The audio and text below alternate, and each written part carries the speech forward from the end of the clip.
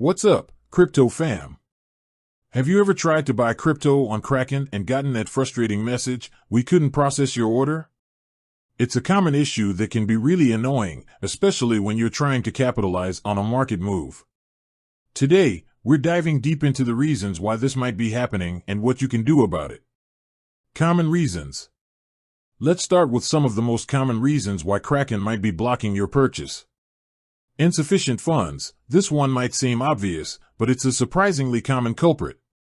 Make sure you have enough funds in your Kraken account to cover the cost of the crypto you want to buy, including any fees. Maintenance or technical issues. Sometimes, Kraken might be experiencing technical difficulties or undergoing maintenance. In these cases, the platform might temporarily halt buying and selling. Check Kraken's status page or social media channels for updates.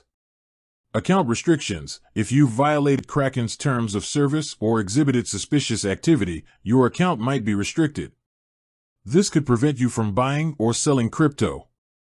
Market volatility. During periods of extreme market volatility, Kraken might impose temporary limits on buying and selling to prevent price manipulation. Verification issues. If you haven't completed the necessary verification steps, Kraken might restrict your account. This is a security measure to prevent fraud. Troubleshooting steps. Now that we've covered the common reasons, let's talk about what you can do to troubleshoot the issue. Check your account balance. Double-check that you have enough funds in your Kraken account. If not, deposit more money. Verify your account. If you haven't completed the verification process, follow the steps provided by Kraken.